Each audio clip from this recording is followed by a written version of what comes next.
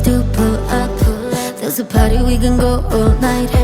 I will show you how to run the red light. If you wanna, you can call me mine. There should be a little pop-up that comes your way. I'm just going to start recording right now. We're not in the episode or anything just yet. You just missed some nuggets, though. I know. Starting off with a bang. Big fact. Yeah, but this way, you know, while we're going through our checks and everything like that, if there is a nice little piece we want to snag and keep, then it'll be in here. And then as for Audacity, it sounds like you got a little playing time in there, and you're, you know, it's super simple. That's why I like Audacity. But well, so I just plugged my mic in, and it eliminated the audio. My audio, like I quit hearing you when I plugged it in. Okay, so when you plugged it in, is it in the headphone jack on your computer? It is. That is probably why. So let me see and you have AirPods in right now or headphones? Nothing. I have nothing. Yeah. Okay. If you have some headphones, whether they plug in or Bluetooth or anything, I'm not sure if it'll override, but you should be able to in Audacity. If you look at, let's see, there should be like a little drop down under the play button or next to the play button and everything like that, where you can select your input and your output. So you should be able to select the microphone for the input and then the output, your headphones, if you had headphones, or if you're just doing this all externally. Okay, so like under the microphone symbol, it says core audio. Yep. Okay, and then underneath the volume sign, like the speaker and lines, it says MacBook Pro microphone. But then I could plug mine in. And this is I set it up like on my camera so it's like standing, but so it's like gonna hold it up. That's all I was going to do. And I'm not even sitting like that's all good. So with the one thing with Audacity, if you have the program open and then let's say you plug in a microphone or you plug in headphones, you have to just shut the program down and start it over. So whatever devices you're going to use have to be plugged in or already connected before you open Audacity in order for it to work. So okay, let me just shut it down. Yeah, so just close Audacity out. And I'm going to plug this mic in and then start over. I may not be able to hear you, but let me open it. Yep. Microphone plugged. Perfect. Audacity is opening. Okay. It still says microphone core audio, but I do have external microphone on there. Can you hear? Yes, I can. Okay, I can hear you. Oh, sorry, you can hear me, but I cannot hear you from here. Yes. So what about your headphones on Audacity? Headphones. And they're not going to plug in anywhere. Okay.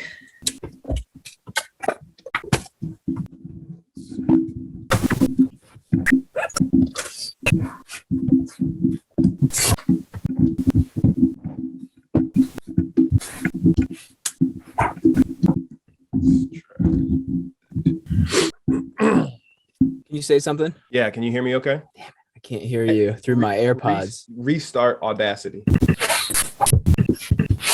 Yeah, so it should, if you restart Audacity and your headphones are connected to the computer, you should be able to click the drop down for the external headphones. External headphones.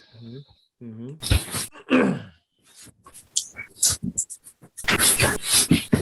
you hear me? Yo. Can you hear me? Yeah, but I just unplugged it because I was like, I need actual communication here because right. So my bad. I was thinking this wouldn't be. It's all good, dude. Super easy fix. If that's the case, your AirPods are literally, the microphone quality on those is actually just fine. And I have an editor that I'm starting actually. Also, all my previous episodes I edited, but I have I'm getting going with a professional editor that'll be able to clean that up, no problem. So what you could do, if your headphones are charged, because we just don't want those to die, but if they're, over 80%, over 70%, you should be good. But you'll just close Audacity out, connect your headphones to your MacBook or to your computer. Yeah. When you open Audacity for both microphone and for headphones, or for, your input output, you'll do your AirPods. So external microphone or AirPods, and then external headphones or AirPods. Okay. Well, these are charged 80%, but let me go ahead and tell you, these have been well used. Nice. They've been in my bag. So I bought a new pair. Nice. I've got them charging now because I was like, oh great, I have a mic, it'll be good, because I was like, there's no way we're gonna use AirPods. And now that I'm hearing this, I'm like, oh, that's genius. Good thing I wish you could have seen this. I just grabbed the box and I like had my multi-tool and I was like pulled the box open and I ripped the nice film off of it, and now they're charging in my kitchen. It's all good. So this is what's dope about audio is, I mean, I'll be having video as well. That's why I'm recording on Zoom, but we can take breaks anytime and then we can just pick back up. So let's say we're in the middle of it, we're in the mix, and then it's like, boom, your headphones die and it kills out. It's like, all good, dude. We don't sweat it. Okay. We'll just, actually one of two things. We can either just continue where you just record over the MacBook, which I don't want to do that to you on the audio, because if audio goes to shit after it's already been good, then it's a little rough on listeners. And I don't want to give that bad experience to them about you or for you type of thing. So worst case scenario, we'll just pause and then you charge it up. You let me know and we'll pick back up. It's all good. Sure. Well, they're charging and this is my workout pair. That's all I really use them for. Everyone tells me it's hard to hear with AirPods anyways, although I love them. Dude, same here. I just got my run. I just got back and I have the original AirPods, not like the newer whatever. I don't like how the new ones feel, dude.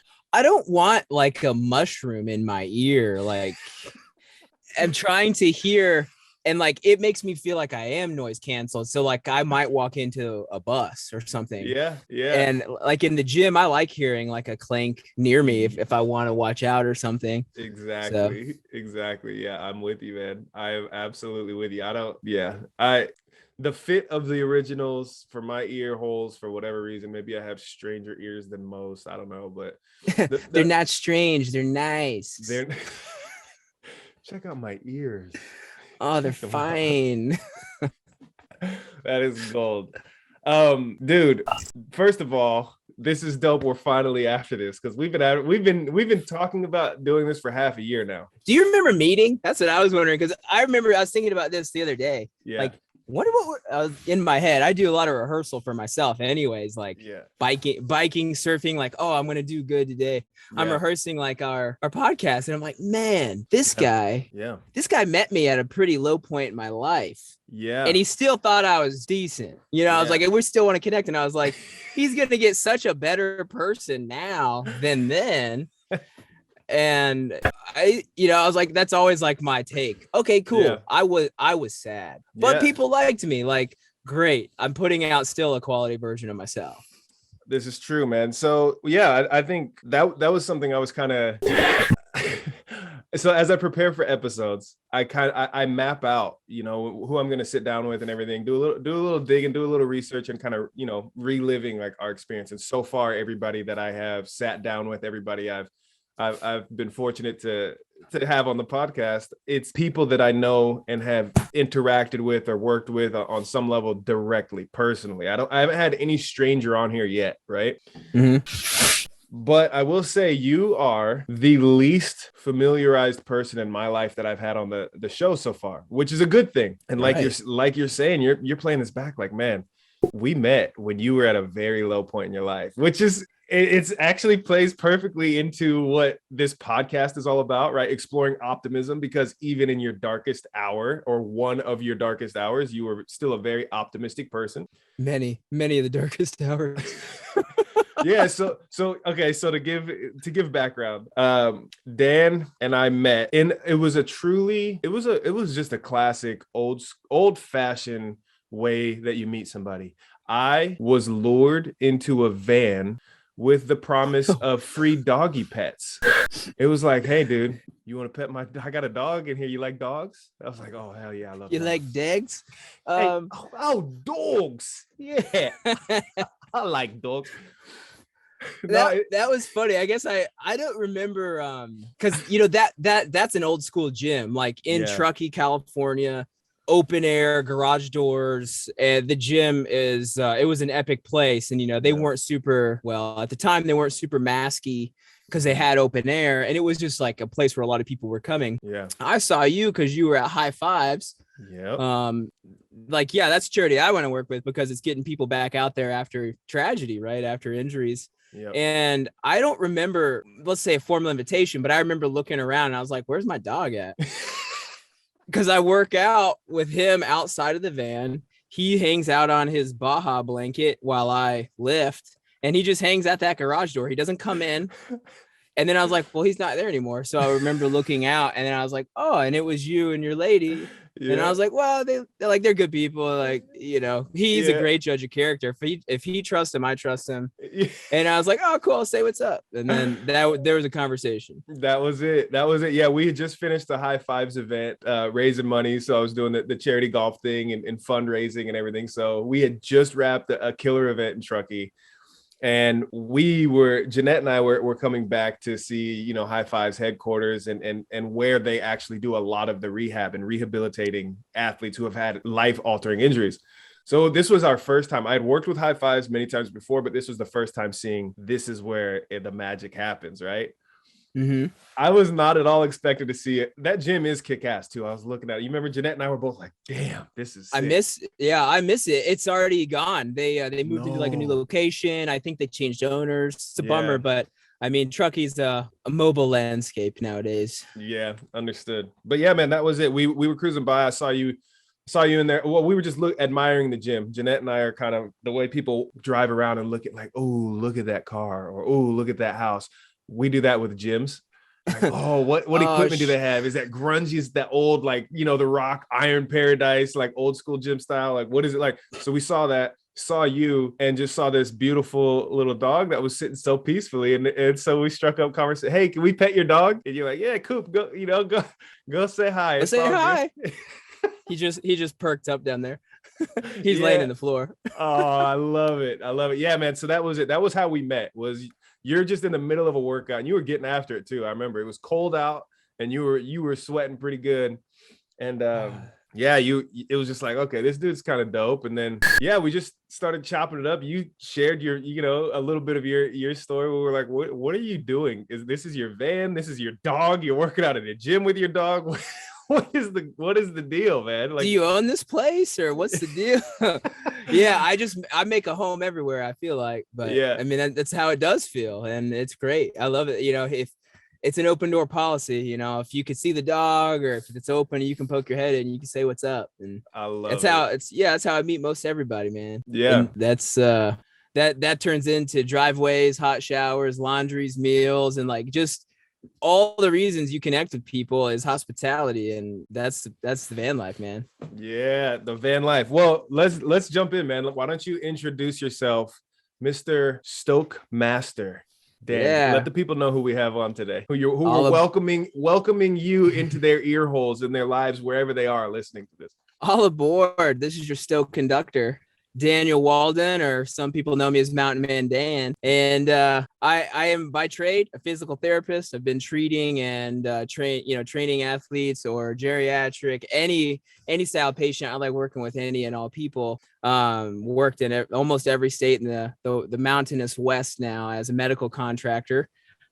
Just taking 3-month contracts here and there. And I'm recently stepping away from medicine, taking a little bit more of a passionate focus at mental health, per my own experiences. And that's my new direction, is seeing how I connect with people with that style mentality and how to spread that stoke. Yeah. I love it. Stoke conductor, all aboard the Stoke train. So this is kind of serendipitous, right? We meet right next to High Fives, which I've spoke about High Fives Foundation on the podcast several times.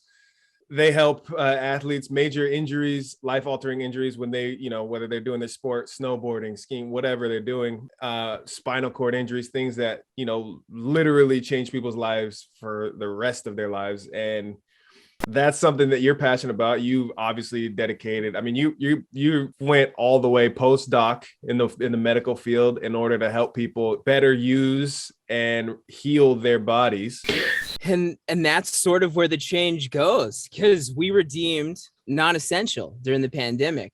Yeah. And, for me, I understand it. We're not exactly urgent care. We are not saving your life in the next 60 minutes, but we're definitely altering the quality of your life and your longevity. Mm-hmm. And I think that's where like pandemic sort of showed me that, okay, if they can deem us unnecessary, and this postdoctorate that I got is not actually oh, job security like I thought it was. And I can find work. I absolutely can find work. I'm blessed to have a job and a quality one where I definitely don't find myself wishing my days away. It's good work and very humbling, and full of gratitude for the job. But it did change the landscape a lot. You know, the jobs are a lot harder to find and come by.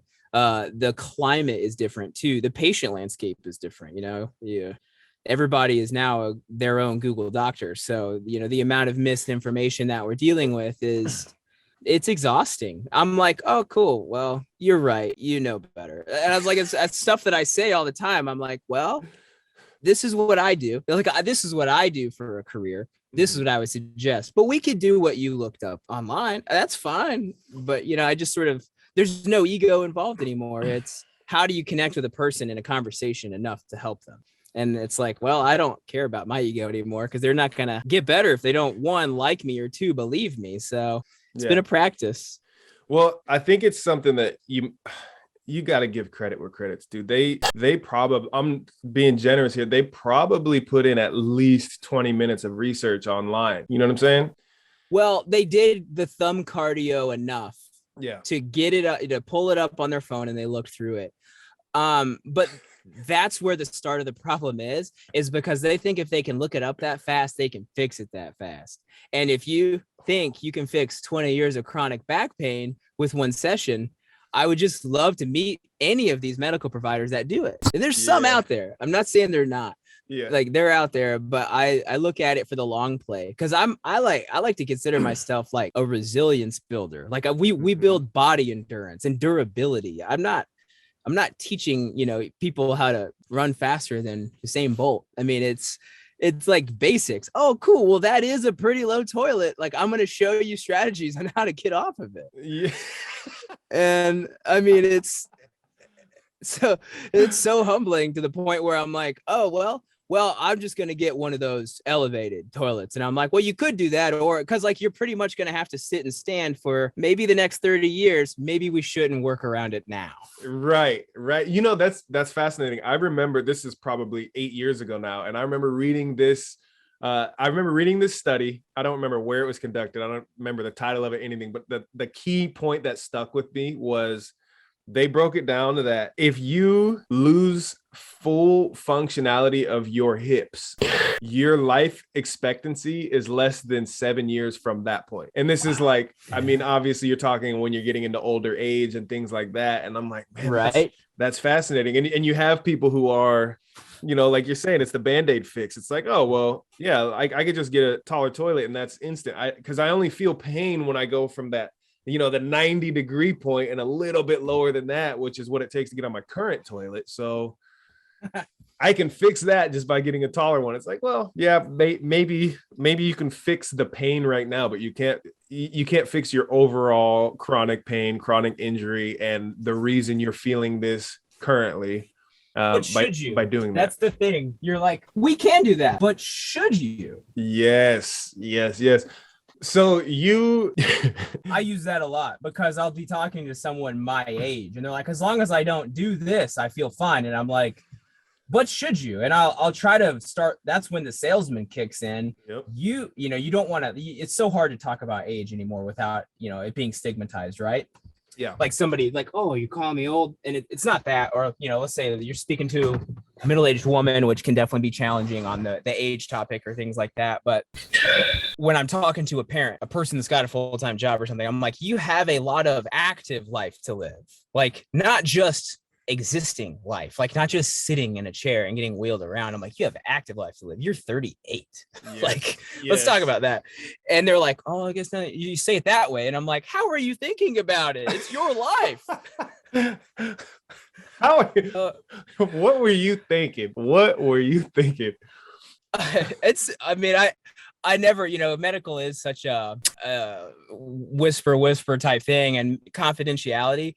And, you know, like, I think the stories that we have from being in medicine, it's just so humorous. Like, no one would believe it unless you heard it, like with your own ears. Sometimes you're just like, wow.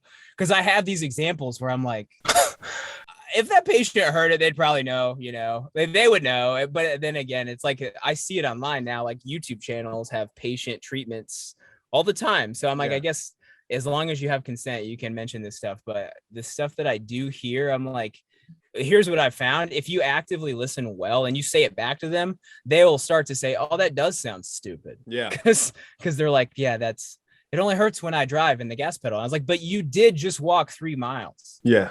And it hurts you only when you push the gas pedal. I'm like, I guess I would just walk, which is better for you. Yeah. Yeah. Yes. I'm like, then screw it. Get rid of your car, save money. Like, you don't have a liability now you're walking. Like, people who walk like that regularly have many more years of active life than others. Right. So Dan, first of all, I didn't even give you the proper welcome to the podcast, Stoke Master. Entertainment. Actually, it was, and you don't know this yet because I haven't been releasing these episodes that I've been recording, but I rebranded to the Anthony Thomas podcast, ATP. I did see that, and I looked at it, and being the academia style person, I was like, oh, cool, like he's high energy, and then I was like, Anthony Thomas podcast, and then I was like, you're not a student of academia, you genius. I was no. But that was part of the play for me. So it was literally like I was chatting. So Jeanette is actually a biology major. She went to school at University of California, San Diego, biology major. And this was part of the conversation of the rebrand. It was like, oh yeah, just like the Anthony Thomas podcast, or what name is just easier and more identifiable with my personal brand, because that's kind of the idea. Is everything that I have my hand in, I feel like it's just branding around me. It's not something that I could say, oh, hey, let me outsource this thing to somebody else, because it all requires my presence, sort of thing. So I'm like, yeah, it makes sense to do that. And she's like, yeah, ATP, like cellular energy. And I'm like, oh shit, yeah. What? Yeah, for sure. So yeah, the Anthony Thomas podcast, we're on it. Big welcome. I want to dive into something you mentioned earlier. You were talking about you've been living the van life since 2017. So you're in what, year 4 or 5 of this, right? Well, it's weird when I counted out, because I remember like the spring of 2017, I moved in and I was like, okay, all of 17, and then all of 18, all of 19, all of 20, all of 21. And then I'm like, this is 2022 is the 6th year, I guess, or, maybe I'm miscounting that or something, but it doesn't feel like that long. Yeah. I guess it, what the saying is, time flies when you're having that much fun, but dang, I feel like I'm just getting started, man. Yeah, I love it. But this does raise a good question. You mentioned, first of all, physical therapist, medical professional. You help heal and fix bodies. It raises the question, Stoke Master, a healer, when you need to heal your ailments, you got to give your body to a man who lives in a van down by the river. It's so great, because that is the most notorious thing about vans. And one, I'm a giant Farley fan. Yes. Giant. Yes. And I watched Tommy Boy over the holidays, because I was like, oh, what's like a good heartwarming? I was like, I'll check that out. And I watched it and I was like, dang, he was good. But people only remember him in that blue plaid blazer saying that. And I'm like, that's it. But it's great. Like, that's the number one thing you hear most. Right. That, or do it while you can, do it before you settle down. Right. So, but this is interesting. This is something I wanted to kind of reel out of you here is you have obviously successfully, you're 5+ years doing this. You have successfully navigated the world of this professional medical healer, educated, the licensed, the whole nine. You've navigated that and the optics of what that's supposed to look like, the white coat, everything, right? With the van life, dirtbagger, all the preconceptions that come with this. You've navigated these, right? And you've built a lot of wonderful bonds. You were saying like, yeah, this has led to so many just dinners, meals, lunches, laundry, all these things that bring you closer and have a wonderful bonding experience with people. I'm very curious. How is it? Like, how do you navigate this with the ego of society, so to speak, having so much pressure? Because it's something that you've talked about. I've seen you share it on your Instagram. You do pretty well with sharing what the life is like. Yeah. How do you navigate this overall, where you overcome the optics of being a medical professional who lives in a van? There's a couple of things there to unpack for sure. I think first to address would be, how you receive the outside world. I've never cared about what other people think. You have to a degree, for yourself, to make sure you're sort of fitting in, and like, how can I adapt to better help patients? Because I've noticed that if I look a certain way, like, I get a lot of prejudgments, and again, maybe people don't have the buy-in, and that's me trying to conform, at least for the patient's sake. I don't want to live my lifestyle so dingy and through dirtbaggy that I can't effectively do the job. Right. But I've noticed that I've just never cared about that, to the funny point of people saying, do it while you can, before you settle down, before you have a career. And I'm always like, why are you saying that to me? I was like, this is sort of a career, but it's like the amount of, do it before you have a wife. And I was like, maybe I haven't been looking, or maybe I just hadn't met her. I mean, again, like, everyone else puts you in a box, and essentially looks at you like a project. So if I essentially take all that on, I could feel very behind for not having those things, not having a home base or a structure to live in, a house, stationary, a family, all of that shit. Yeah. Sure, I could absolutely feel behind. I think the next side of things is like, I do try to blend in when necessary. If it's for the betterment of patients, every time I'll do it. I've been there. I mean, I've been an athlete my whole life, so my own injuries, you want to have a connection with your PT. I never want to alienate patients to where they can't get better or they request another therapist. You can't take everything personally, but when that happens, you're just like, that sucks. Hey. I've had it done. And it's because also, I'm not going to lie to patients when they say, hey, can you just do some massage? And, maybe it can like get me back to like being like an active runner and stuff. And I was like, yeah, like a couple of times, but do you think me massaging you is going to make you a better runner? Probably not. Like, I'm just looking at the small things, but the basics. And it gets a little challenging when people, they don't like hearing hard truths. And that's our life. And I think I have taken a more righteous stance on that in my later years, recognizing I'm not going to contribute to the problem anymore. I'm going to give you the information and I'll deliver it in a very kind way. But if you don't like it, maybe you should have a different provider that'll do these things for you. Because you'll get, if that's what you believe, then you'll probably benefit from it more. Right. That's fascinating. Yeah. And then I think just in the rest of it, it's funny too. I think it's dependent on your intentions of why you live in the van. But for me, I've been recognizing this more and more. Like, I'm a lifestyle forward person. I'm not trying to be a physical therapist and be the best one in the world and literally be remembered as this guy who did a bunch of ACL repairs and helped people improve their quality of life only. I mean, I want to be remembered for like, oh man, they really made me feel heard. And we had a lot of fun with him, whether it was in the clinic or it was out surfing, mountain biking, or we met his dog at a gym. Yes, we sure did. Yeah, like, I chose this lifestyle because I knew if I had less house to maintain, I was going to make more connections with people. And that is a rich experience. I'm rich in experience, not in possessions. That's it.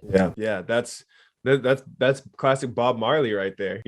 Many people have seen the clip where Bob Marley getting interviewed and the interviewer's like, how much money do you have? Are you a rich man? And Bob's like, what do you mean rich? He's like, well, do you have a lot of money? He's like, having a lot of money makes you rich? I'm not that kind of rich. It's like, I'm rich. I'm rich in life, and that was like, man, this clip, if you look up Bob Marley, are you rich? I'm sure it'll pop up. It's a beautiful clip, especially his delivery, because you can just see the essence of what you just delivered right now, the heartfelt, genuine, like, this is at your core, what you feel, what you believe, and what you know to be true.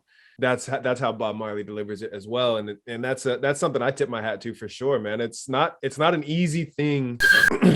It's not an easy thing to take what society has built as good, has built such a strong foundation of what it looks like, what good looks like, what the American dream looks like. It's not an easy thing to look at that and know that your perspective, your analysis, your breakdown of that is different, and that your difference in opinion, your difference in perspective and belief of that, then the majority is going to come up so many times in your life that, that these are things that come up daily in conversation, and you have to go you're the opposition in so many conversations that people are just like, damn, this guy chooses to live in a van. Like, that's crazy. You should buy a house. You should, do it while you're young or before you settle down type of thing. Like, you just have a strong hold on what you really feel and what you're after, which is something, what you were mentioning, some of your clients or your past clients, and this is everywhere. That's not something many people do, is truly, honestly assess themselves, honestly look at where they're going and where they would rather be going, and figure out how to get on that, this is where I'd rather be going path, right? But you've done that analysis, you've done that work, you've done enough to where you can live your life daily, not necessarily requiring you to put a lot more time into focusing on that. You can now think at like the higher levels, which is what you're doing, right? You're coaching, you're helping other people to get to this mental state and everything as well, right? It's the new phase. It's a lot of deprogramming. And it's funny that PT has really groomed me towards a lot of that as well. I mean, it was the career that I initially took off with, and it gave me the lifestyle I desired. Yeah. But now it's given me the skills to really come at coaching with a lot of a skill set that's more geared at the self-care, because I have so many patients that are not willing to look at themselves and say, well, I'm responsible for these people, whether it's their spouse or their kids, and that's why they have to hurt so they can be well. Mm-hmm. And it's like, that's just not how it goes. Yeah. I mean, if you're delivering subpar version of yourself all of the time, like, to me, that's an embarrassment. But also think of how much worse off your relationships are if you're not even, let's say, not pain-free, but if you're not your best self, man, your relationships suffer. So it's wild. I mean, you can't really do that in one session of physical therapy. Maybe you can get more out of it if it's real therapy. Yeah. But some lasting thought change. Yeah, a true shift. I think it's that's why I think I feel so comfortable exiting the space and the medical climate, looking at what I do know I can change is people's perspectives and how they operate in their lives. And I mean, it's an operating system. So I put all the content out on YouTube. That's why I write the captions I do on Instagram, is people get to know you better and they recognize the genuity and what your message is. And I mean, they could tell. I mean, it's not super salesy. To my own detriment, it's not super salesy. Like, I could probably be working with more people if I tried to put it out there more, but I do recognize the mental health space is a very interesting place. And I love the Jim Carrey quote where he's like, if it's okay to be depressed, these things, but it's like, if you're not physically moving your body outside, getting sunshine, self-reflecting, assessing, and meditating and having a whole foods diet, you're not even giving yourself a dying chance. Right. Yeah. And I recall this, and I fucking love Jim Carrey.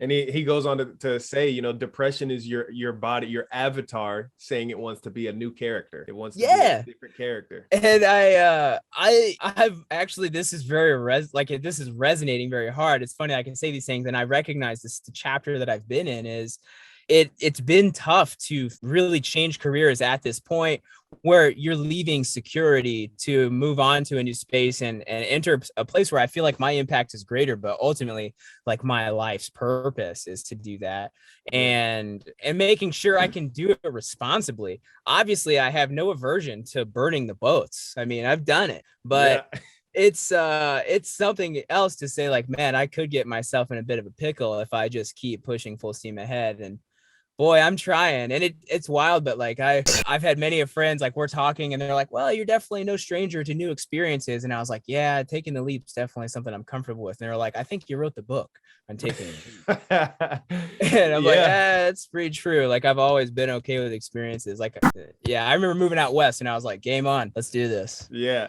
So that's pretty evident just browsing your social media, browsing your Instagram. You see you're on there rock climbing, you're mountain biking, you're fly fishing, you're snowshoeing, skydiving. You're definitely living that life of novelty, of new things, of newness. But I am curious, and that's something I completely agree with it. There's a lot of beauty, a lot of growth, and a lot of pure joy. I don't mean the joy that's like, oh man, this is going to be really cool and look cool for me to share on socials.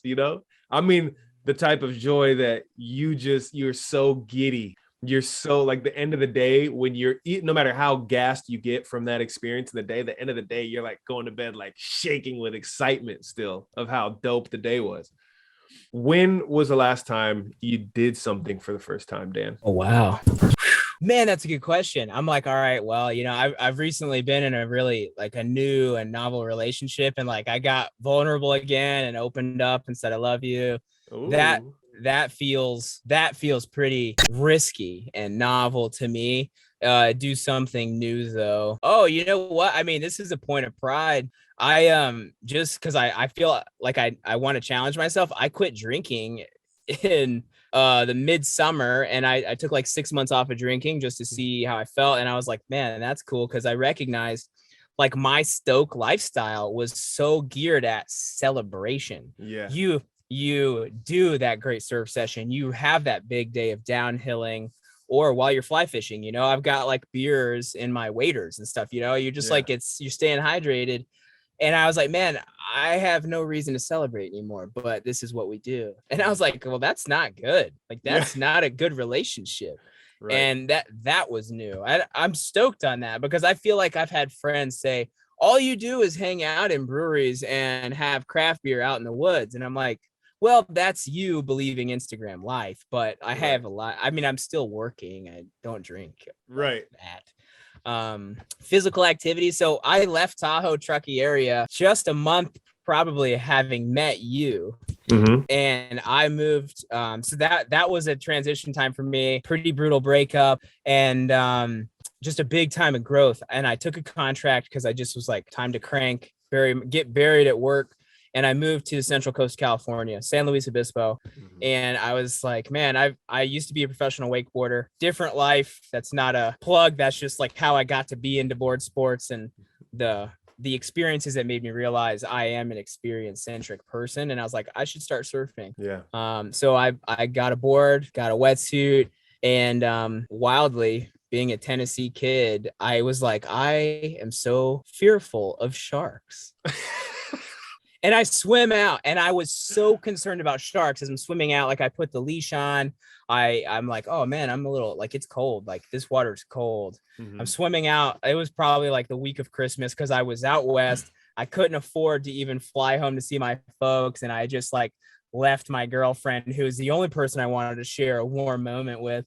And I'm swimming out into the water. And it was so great that in my mind, I was so afraid of sharks, and I get out there and I was like, I will drown before anything ever eats me. This sport is hard. I was like, I could barely stay afloat. I'm like anyone who knows me, they call me a dense sort of square person. And I'm out there and I was like, this board doesn't really float that good. I don't float that good. If this shark eats me, I'm already dead. Screw the sharks. Like, this is epic. And since then, I'm a year into surfing, and I've been training specifically for it. I love it so much. I love being a beginner again. And I've been facing fears since. Hey, that is some comical shit. It's been so funny. He said, I am so afraid of sharks. And then I got out there and realized I am going to drown before a shark even gets close to me. And I'm like a good swimmer. I grew up wakeboarding. I was wakeboarding pretty seriously by the time I was like 10 years old. I was a lake rat, and it was so great being out there. And I was like, I've never been held under for 2 waves before, but that was hard. I was like, dang. It was such an epic experience to get out there, like, repeatedly, right? Like, you don't learn to surf in one session, like what you do. The first session is you learn how to not die. Yeah. And that's the next 5 sessions. And then that 6 through 10 is when you're like, hey, I did a proper pop-up. Yeah. I popped up and then I dove off the board. Nice. Nice. It was awesome, man. And now, like, I've done it. I've surfed the whole year, sort of chasing it. And this is like my favorite part of this lifestyle. I learned how to surf in Central California. And then within the same year, I've surfed from like Tijuana all the way up to Canada. And I'm like, yeah, I mean, I'm not good, but I don't drown. I don't get close to drowning now. And I've surfed with some really great humans, and I've already made extremely like new and quality friends. And I'm like, man, and like surfing when you can see the snow in the mountains or it is snowing. it became my new therapy. And that's like the novelty. I think you described it perfectly when you're shivering and you're going to bed and you're still electric from the experience. Yeah. Is I surfed so many times, even alone, and I'm looking at what I'm, observing. It's snow in the Olympic mountains. This water that's so deep blue and clear, and I can see the ground, and there's jellyfish around, and the waves, the way they sound, and I don't hear anything else. And I mean, I this year is the year I learned how to surf. I started therapy for myself. Like, I've read more books this year than I've ever read. And I'm like, this is the year where I am just doing nothing but novelty when it comes to, I don't want to be that character that Jim Carrey told me I was escaping from. Like, I'm becoming this guy that I was born to be. I love this, man. I love this. And if anybody, whoever is listening to this is not inspired from that alone, then if you don't mind sharing, how old are you? I'm 34. 34. You're 34 years old. You just picked up this new thing roughly at 33 years old. You lived 33 years, hadn't surfed, done other board sports, never. And you find this, and there's so many, I don't want to call them voids, but there's so many parts of you, parts of your existence, parts of your life that are being filled in different ways and like cared for in different ways from this thing you just found. You've known of surfing forever, I'm sure, but you just found it in the sense that you went out, you were like, I'm going to get after this. I'm going to try this new thing, and you're doing it, and you're finding all of these benefits. I mean, there is downside potential, right? You could drown or get eaten by a shark, or drown and then get eaten by a shark, which, you would never know. Yeah, I don't. But that's seriously. It's an honorable death. That's what I've told myself. I was like, I mean, he earned it. He's still got to eat the wetsuit, which is unhealthy, but yeah, I mean, he earned it. And you would go out kind of like that's kind of like a legend. And that's the way I would want to do it, right? Like, go out. I want to do. Give me all of the glory of like, yeah, he got eaten by a shark, without knowing that like I was already fed by that moment. Don't just leave that part out. Like, it's like somebody writes your book for you. The life of Anthony Thomas. And they're like, lo and behold, his endurance was so poorly prepared for his experience surfing. He drowned and then got bit and then spit out. He didn't even get eaten by a shark. Like, yeah. Just and it's in my luck, it would just be like a little baby shark bite on the forearm, like just a little tiny. It doesn't barely enough to break skin. There's no actual flesh missing. It's just a little chomp and go. The autopsy showed he didn't lose enough blood to die. He was already dead. Yeah. And then that's the end. That's your prologue. For sure.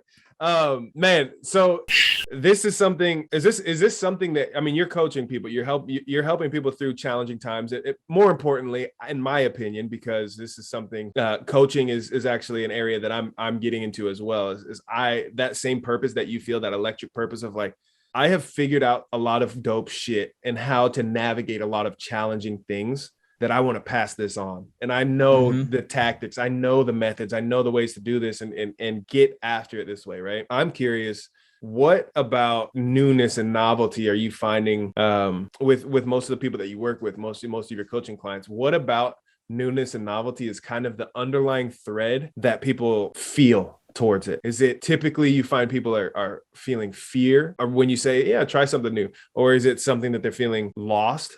Like, where do I even start something new? How to even find that? What is the common theme that you're finding when you're working with some of your clients? Man, that's super individual. But what you said are classic options, right? I think what anyone feels in terms of novelty is a bit of resistance to change. Whether it is resistance, and it's a fear avoidant tendency, and that's mostly what I feel like I see as fear avoidance. Well, what if? And they don't know what to expect. And I think that would be probably the overarching theme, is fear avoidant because of failure. Like, I don't know what to expect. And it's like, that is the absolute number one thing we're trying to teach you, is that failure is part of the process. It's not like you shouldn't fail. It's if you don't just keep trying, failing, and then standing back up, then you're not learning anything. Yeah. And I guess that's what I feel really, really comfortable with is like, man, like failing is, I'm like, that's the same thing with like, I have a job, I have a career, I can be safely a physical therapist for the rest of my life. Yeah. I would absolutely prefer to fail trying my own personal endeavor with the chance that it probably could help way more people, because I can only see 10 to 20 people a day as a therapist. Right. Depending on the business model. I don't own my own clinic. I don't want to own my own clinic.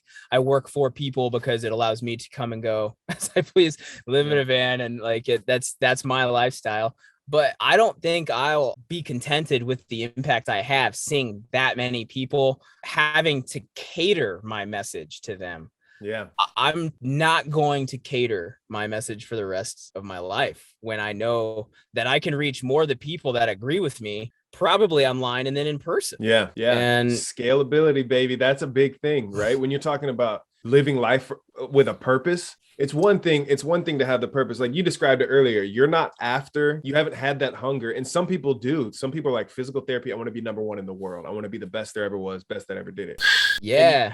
And you explain it. You know that you looked at yourself, and that was probably not the easiest thing to say, damn, like I'm in this. I spent this much time of my life pursuing this profession. I'm in it. And I have to be honest with myself that this isn't the thing that I want to be the world's greatest in a sense, right? And it's not about being the best at something, but being your best version of you for whatever it is you're pursuing. And it's, individualistic.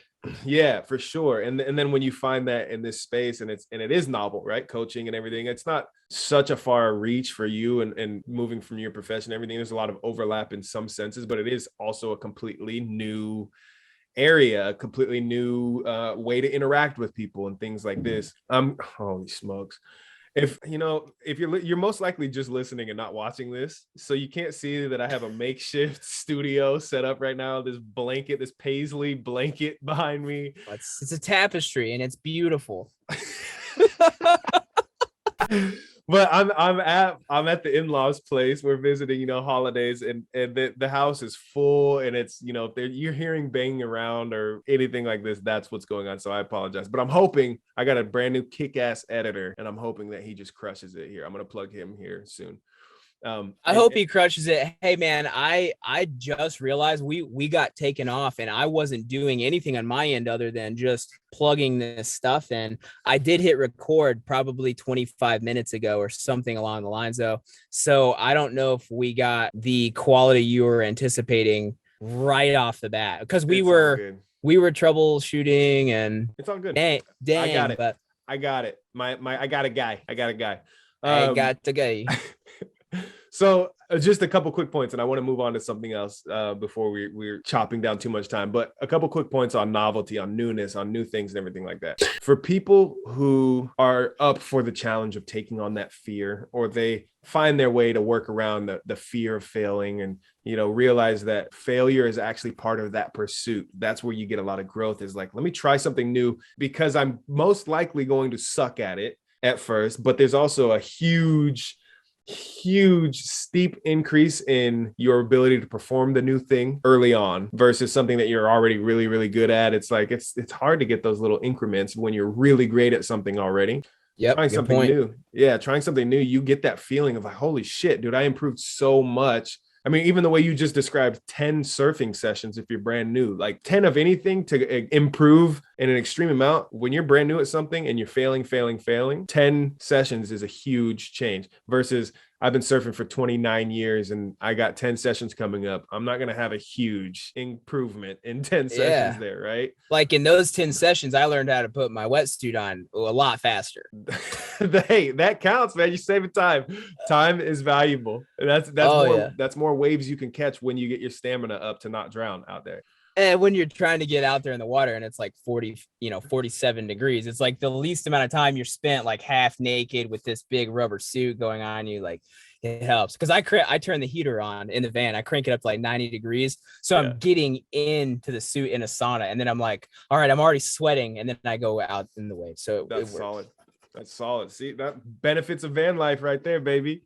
Learning Just and living. One of many. But real quick, I'm curious if you have any advice for folks on, or just your experience. It doesn't have to be like, hey, here's what you should do, but what you've done, Dan. How do you come up with, and then how do you decide on what new things to try or pursue or get hooked on? Oh, wow. So is the question on choosing the activity itself, or how to be okay with the beginner process? On choosing. So let's say you have somebody that's like, man, I would love to try new things. I just don't even know where to start. And I'm curious for you when you go, well, it's time for me to try something new. Great question. And then you go, well, there's infinite possibilities of new things that you can try. So how do you decide what is the next new thing you're going to try? Man, it goes back to that comment earlier. I'm such a lifestyle forward person. It's great. Like, I didn't design my life around my career. I designed my lifestyle.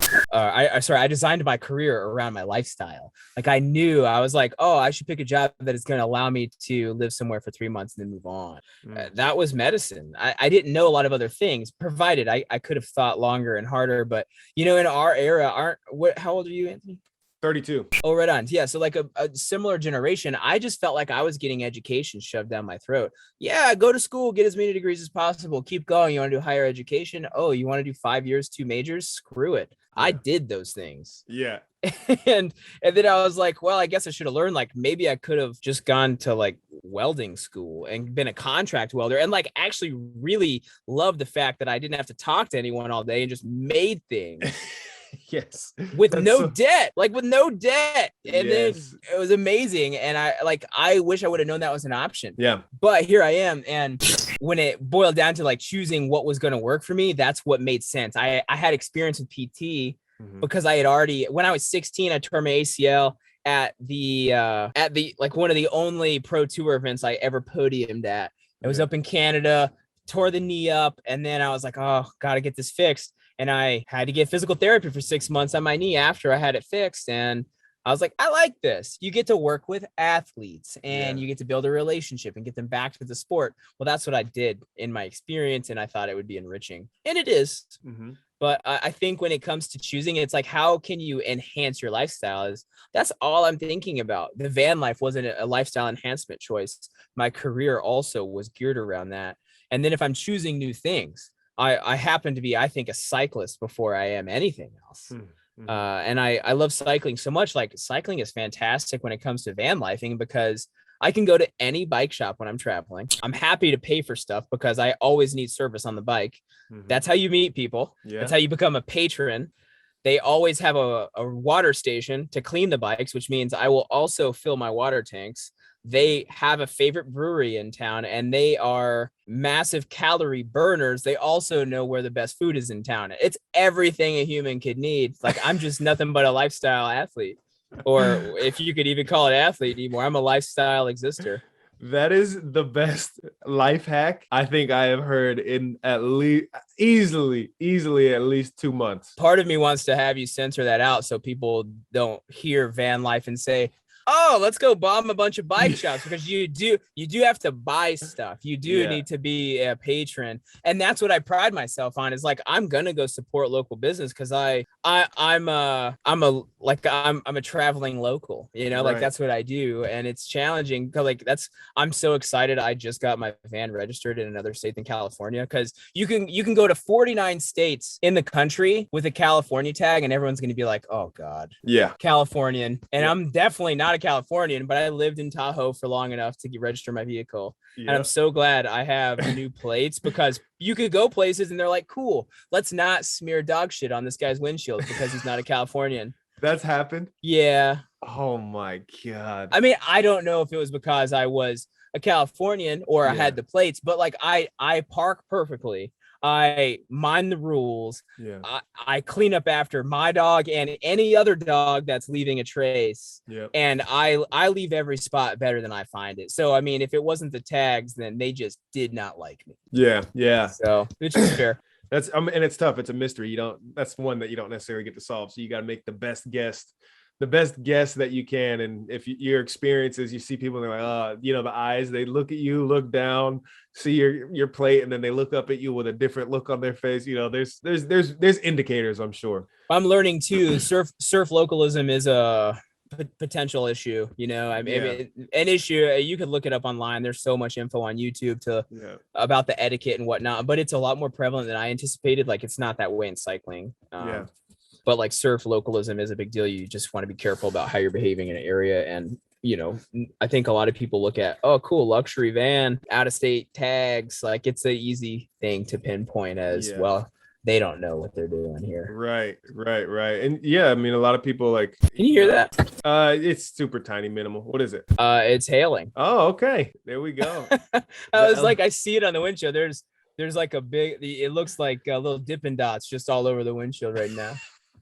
Hey, this is it. You get to experience.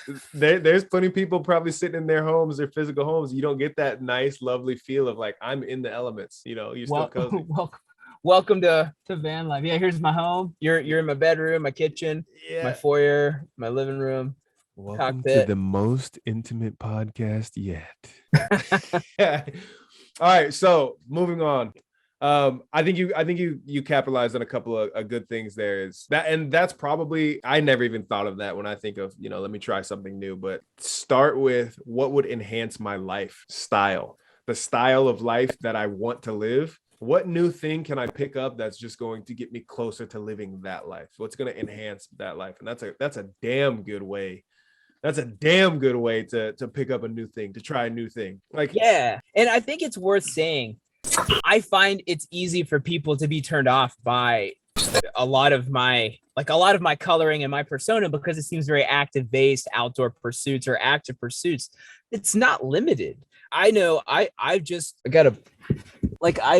finished this, a book about communication and how I can, be more inviting, empathic, and be a better communicator with people. One, it'll help me at my career with patients, but also I bet this could probably help me with my relationship with my folks and being more empathic. And of course, if I do have a relationship, should that occur in van life and this life in general, then I mean, if it can enhance your lifestyle, it's not always a hard skill. It's not always a physical skill. It could be so many things. Yeah. Because I feel, and I don't mind, because if you know me from the outside, it is very physical. It is outdoorsy. There's a golden retriever. It's a lot of stuff that I wear is black, brown, and green. It's because it's I get stains on everything. It's either paw prints or chain grease. There's so many random things about it that are physical and lifestyle related, but it's so many soft skills, mindset based, those are hobbies and things to learn and try, because those are also things that are massively changing my quality of life too. Hey, I'm not going to say it came from me, but you might be onto something there that you might want to run with as a grand title to something called paw prints and chain grease. I think that's a damn good brand right there. I'm just putting that out there. I'm just going to say. It's so funny. It's a brand, branding opportunity. And this dog, having a dog in this lifestyle has changed how I operate. Yeah. I've been in Home Depot every day for the past 45 days because it's been snowy and rainy. I go to Home Depot and I walk my dog for about 60 to 90 minutes every day because he doesn't get dirty. Yeah. And we live in a van. I don't want to smell him. And he's more fun to be around when you can touch him and you don't feel dirty after you touch him. For sure. That's excellent. Excellent. I once a week I'll bring coffee in, and because everybody feeds him treats. There's a guy in paint. His name is Jeep. And Coop knows this guy because he always has begging treats or whatever. And so when we go over to paint, when we're walking, Coop quits minding me and he gets all excited and he goes over and he's starting to talk to Jeep and he's looking around paint. He goes right back behind the counter. And that's how I know, where's my dog at? Yeah. He's left me. And, the people in Home Depot have trained my dog. And that's a van life hack too, right? You can walk your dog in hardware stores. Well, I don't know. Is that open to any dog? Because Coop is actually a service dog, correct? No, he's a therapy dog. So he doesn't give me any service. And I felt pretty strongly about this based off of like my own service as a medical provider. Yeah. It's like, I don't require any service. He's not a trauma-based dog or an emotional support dog for me, but I did just fill out the necessary paperwork to establish him as a therapy dog, which is like meeting criteria for behavior standards. Yeah. And so I was able to like order him a vest and get the certification cards and all that. It doesn't seem all that official, but anyways, I don't vest him unless I'm at work. Yeah. Well, and I can absolutely vouch for the fact that Coop is of any dog that you would see out there. That's why I asked, like, oh, he's a service dog, right? And I'm familiar with this. My life working for an airline, I see plenty. Oh, right. I'm very familiar with all the people who try to circumnavigate that whole world of, oh yeah, my dog's a service animal, emotional support, whatever. I genuinely vouch for the behavior of Coop. He's such an amazing dog and easily passed by far.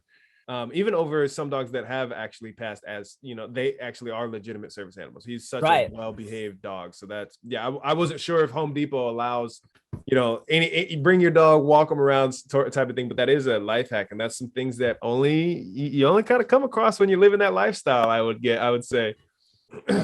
He's something else. And, he's my lottery dog. Like, there's stuff that he does that I could not have trained. No doubt. Like I noticed this just the other day, like he legit he understands pointing.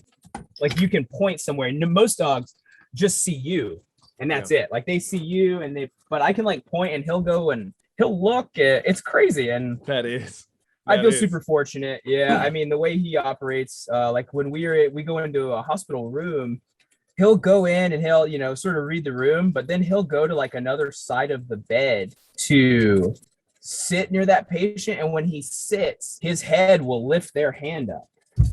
And I'm like, wow. I was like, one, I don't want him to scare people and stuff like that, but I'm like, dude, this is epic. He definitely is. He's a gift to me, and that's what made me realize, like, Vanlife and how can I absolutely give him the best life is he never leaves my side, and it's sort of wild, but I mean, I spend every hour with him, except when I go to the gym and sauna. Yeah. It's like, it's sort of nice. Like the babysitter is me going to the gym, and I get to a little moment to myself. And man, I mean, it's a good life to recognize that, like, we're all they have. So yeah. And he definitely gets a good life. And if you like dogs, if you like kick-ass sweet animals, then I would highly recommend checking out Dan's Instagram, because he does a good job sharing Coop on there as well. And he's it's just every single moment, no matter what he's doing, is pure joy and peace and love with that dog. It's so damn good. I try to, do a nice Coop voice from time to time and see, how this is, if this was Coop, this is his voice, and I play around with that. So yeah, that's good. You got to personify the dude. Oh man, he's epic. All right, we're winding down probably, I don't know, I'd say we got another 5 minutes or so. There's a couple other things I wanted to get through, but I'm going to shorten that, and then we'll have a nice little round out to our session here. Let's get what we can in, because I am available, and we can shorten the intro if need be. Yes. Journey versus the destination. You are an adventurous man. You've been living for years, the van life, and you've had many different destinations reached, and you've been on an epic journey or two.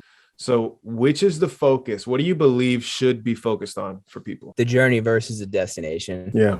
I could probably speak to that with some examples based off of, like, I'm living proof that the journey has to be absorbed. But first one, I randomly was winding down my wakeboard career, and I was like, man, I've gone all over the world and only really just gotten on lakes. I just went and wakeboarded, and I don't know, once you're on the water, all the boats are pretty similar. I don't know, like the views are great, but it's the people that you're hanging out with. And it was great, but I winded down and I was like, I want to hike the Appalachian Trail. That's, a 2,200 mile footpath on the East Coast. And I randomly connected with Gatorade from the University of Tennessee. I was working at the university with athletes, and they helped me out with like here's a grant. This is what you should go do. And I was like, cool, I'll do it. So I was working with Power Bar, and they're like, go hike the trail, give away some power bars. It was so informal, and awesome. But it was like, once they said you should do it, I was like, see, parents, like, validation. I was like 20, 22, 23. And I was like, see, they said I should. And they were like, well, okay. I mean, I was like, Gatorade, it's the biggest company ever. Yeah. And they're like, yeah, cool. My dad was all about it. And, my mom was the responsible stance, saying, if you do this, you're never going to go back to school. And I was like, and I didn't have any mind for it other than this is going to be so fun. And I hiked it. And I mean, to not have like an arrogance about it, it was easy. You just walk for 4 months. But like, that's my mentality too, though. I'll speak to that. Like my headspace was very sturdy. And I have just an incredible foundation for just doing things that aren't always fun. And it was, the goal is finishing. That was it. I think, to me, telling the story 500 times to people about why I didn't finish was going to be way worse than just sucking it up and doing it. Hey, that's a piece of gold right there. That is a piece of gold right there. So I'm hiking the trail, and the pain of regret versus the pain of continuing and finishing. Woo. Yeah. And I remember like getting eaten alive by mosquitoes in Maine, and Maine was where I started. Like, I hiked from the north to the south. Yeah. And I was like, dude, this is awful. I'm alone. What am I doing? I'm sweaty. I smell like a DEET covered Funyun. Like, this is nothing fun. And I was like, it would cost me more money to get a bus ticket and days and time, and my headspace would just literally fall into the garbage if I had to, call home and say, hey, I'm on a bus to go home. Yeah. And then I've got like 4 or 5 months carved out to do jack shit. Like, I'd rather just be out in the woods, not having to answer to anyone. And it was great. Like, social media wasn't even a thing. Like, I had nobody trying to talk to me. If I checked in every 5 days, everybody knew I wasn't dead. So it was good. And that was when I realized, like, oh, this is like staying present, because the only thing you focus on when a cell phone is not giving you any information that's necessary for your survival, all we did all day was hike, make sure we had a place to bed down. Before that was make sure we had at least 1 liter of water on our person. Mm-hmm. And then I knew I could probably hike 3 days, with water and without food, and to survive. Like, it was good. Yeah. And I mean, when I would get to a store, it was like grape soda, chocolate milk, Pop-Tarts, some style of chips, like a bag of chips. And then I would get a sandwich. Like, that was the appetizer. So it was cake. Like, it was just living your life. And hiking was so fun, like learning your confidence. And I can go to any town, I can hitchhike, I can sleep anywhere I want. And like, I'm good. Like, if nobody can kill you if they don't know where you're sleeping, as far as I'm concerned. So I was like, game on. It was just a fun way to be 23 years old and understand the world's not as bad as I thought it was. Yeah. Yeah. And gain a whole lot of confidence about, I can travel. I can live with literally everything in my backpack. And this is absolutely the key to staying present, because what I'm doing now is the ultimate backpack trip. One day after the other, everything that I need is with me. Yeah. I am just backpacking like a G. Yeah. That's it. And so when I finished, I was so bummed out. My dad hiked in to the last day of the trail. He met us the night before. He brought me, and he was late, which totally pissed me off. It was hilarious because I gave him all these details. I already knew where he needed to be. And I was like, you need to start early. I hope you bring a headlamp, but like, I can't, be responsible for you because I don't even know all these details, like where you're starting. He way overpacked. He brought like 6 Gatorades for me and my friends. He brought like a 6-pack of Coors Light, which was an exquisite gesture, but it explained why he was hiking so freaking slow. And I was like, dude, you were out till like 8 p.m. and it's late. And I was worried and shit. And, I was just fucking livid. I was like, dude, I just want you to be okay. And then he got there. We already had a fire going, but I had already like hiked down the trail to find him because I was so scared for him. Yeah. Brought him in. And then we finished the next day. And I was like, we just went home and like drove for a couple hours back to my house. And I was like, well, guess I have to start eating with portion control again. It's like, it's like, oh great, every time I have to get Cheez-Its, I have to eat 23 crackers, not the whole bag. I was like, damn it. And like, that's when I realized, like, you have to stay so present because the accomplishment is great. Yeah. But like the transformation is where you have to be centered at, and that observation of being in the moment and not being elsewhere. Because I hiked with a friend. He's still one of my best friends today. He had a lot of stuff going on outside the trail, and it was weighing heavily on him while he was on the trail. And I would argue that you just don't get a lot of experiences like that in life when you're responsibility-less and you can just exist. Yeah. I mean, shit, like to backpack. I mean, it's still, I will tell anyone, if you want to go lose weight, like to start off a weight loss transformation, you should backpack for 1 week. Yeah. And just see what it takes. And it's amazing because the battle's never physical. Yeah. I mean, we were not once that challenged physically. We were like, oh man, my feet already feel like hamburger. So what's another 10 miles? Let's just get a cold pack of Bud Heavies and keep doing it. Yeah. Like it was stupid. I mean, the whole process, it's like your physical is so physical. That's it. Yeah. And then you're like, man, it's crazy. The real prison is up top where you're just thinking about how hard it is. And then you realize like, oh, it's not that bad. Yeah. So that was the big one. And the journey is every time like the ultimate, because I do speak from experience, and let's say lows. My low last year when I met you, the only thing I was telling myself was, man, I can't wait to meet the guy I'm going to be in 3 months, because I will have weathered this storm. I know I'll be alive. I know I will have finished this contract. All my medical contracts are 3 months. Yeah. Whether they're good or they're bad, they're over in 3 months. Yeah. And it's like, I'll be fine. You know, I'll be this amount of money more in the bank. I'll be this amount of surf sessions clocked. I will have had this amount of Central California burritos later. Like I'll be okay. Yeah. And it's a good way to think. Like I remember, and like a forward thinking example. Sorry, dude. I guess I'm really trying to paint the picture because this is the message I want everybody to take. That's good. This is your moment. Ride it. Ride this wave all the way in. So I was in grad school. And my friend Kendra was working with me. We proctored tests as graduates, assistant, and we would like help out. And anyways, it was a way for us to pay for our tuition. And she was looking at me, and I was drawing. This was in 2012, and I'm drawing blueprints of a van. And she goes, "What is that?" And I was like, "This is the van I'm going to build." And she's like, "Oh, wow, what's that?" And I was like, "Oh, this is like the wall right here. It's going to like separate the front and the back and all this. And this is where the gear is going to be stored and how I'm going to organize it." And she's like, "Oh, that's pretty neat." She's like, "When are you going to do that?" And I was like, "I don't know, hopefully soon." Yeah. And it was such a journey. And I got to that goal. And I accomplished the goal, because like I remember my grandmother was the closest person in my life, and I was telling her about my grad school experience and my climbing aspirations and the van, and I was like, "You don't get it. Let me draw you a picture." And I showed her my blueprint. Yeah. And my grandmother kept this blueprint for years. And then like right before she passed, like she gave it back to me. She's like, "Hey, if you really want to do this van, like you should see this all the time." So like I have that blueprint. She kept it for years, gave it back to me. I was like, "If you want to do this, you should." And I still have the blueprint.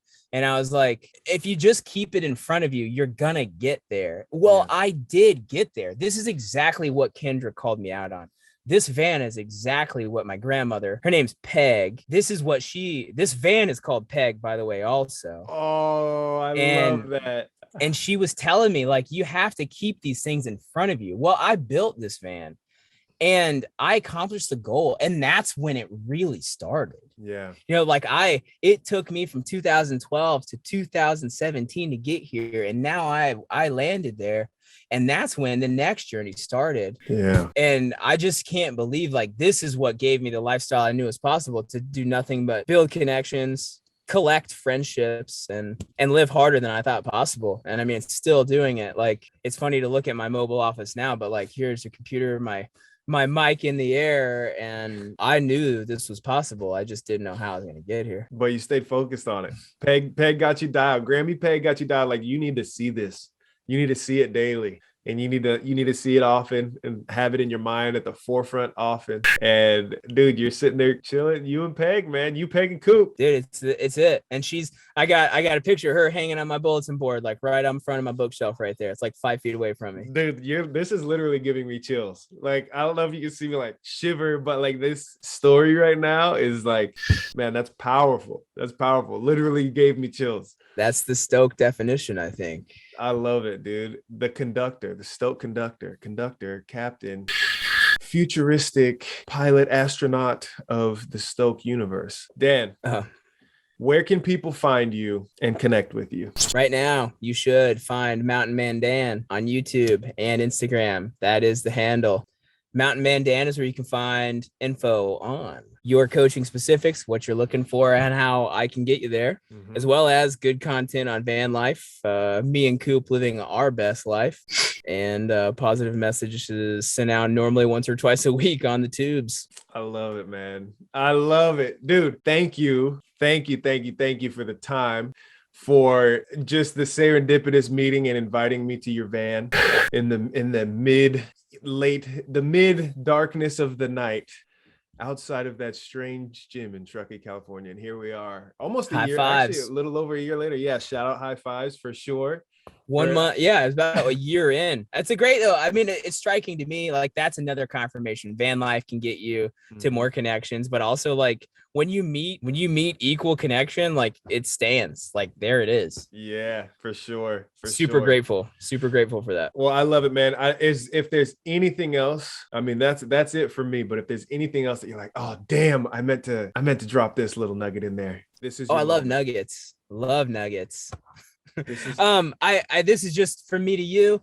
I do have to come down to Portland soon. I think you're still based there, right? Yep, still based there. All right. So this van that I'm sitting in currently will be a full-time rental starting March. Ooh. I will be moving into a new van that's getting built out in Portland. Perfect. So perfect. I got to come down and check progress in the next few weeks, make sure we're underway. And then once I get that new van, this van will now be part of my coaching experience. If people want to not only learn what I have to offer them, let's say remotely, once they start getting their foundations built, if they want to come and experience the Stoke firsthand, sweat, cook, eat, breathe, sleep, Stoke, they can then take this van and they can travel alongside me to do it as well. Whew. Sign me up. Yeah. If it's not with a client, it'll be for people like you. Like I want, like the people that I want to share my life with, I want to come and I want them to take the vehicle so we can do the trips that we're talking about. And we don't have to compromise our comfort to have these experiences out in the waves or around a campfire. I love it, man. I'm so in for sure. That is dope. So MountainManDan on YouTube and on Instagram. This is where people can kind of keep up with you. They can connect, and they can also probably track the progress on the van rental and find ways to maybe get into that themselves. That's it, man. I'm always telling people, hey, don't forget, count your appreciations. Give at least 3 today. Write it down, text it to somebody, write it to yourself, whatever you do. At least 3 appreciations for the day. This is it for now, Dan. Much love to you. Much love to the listeners, everybody tuning in. And man, I feel a little bit of stoke. I feel a little bit of stoke in my day. I'm fully stoked right now. I love it, man. Well, everybody take care. Much love to you guys. Peace. And Dan, you can kill the recording, dude. We should be golden. All right. We should be golden on that. And then so in Zoom, it saves, I have the audio split. So I'll have your solo file audio and my solo file of the audio from the Zoom meeting. So it should be nice. Good. You can still send me what you have just in case, like it'll be helpful to the editor or whatever, but oh, it's good to be backed up. Yeah. All right. We can chat for a moment. Yeah. Are you still doing airline? I am. Give me like 42 and a half seconds. I got to take a leak. I'll be right back. But to be I'll continued. Do the same. Yes. Perfect.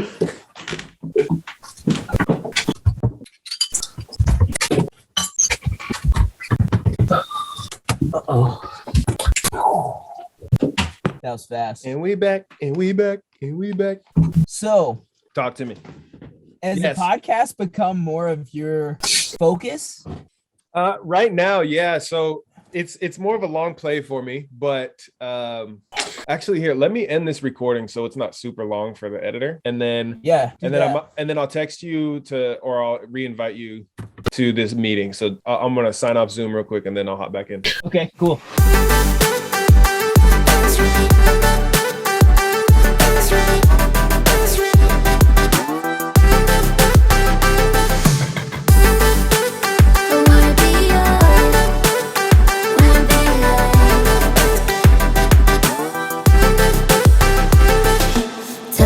To pull up, there's a party we can go all night. I will show you how to run the red light. If you wanna, you can call me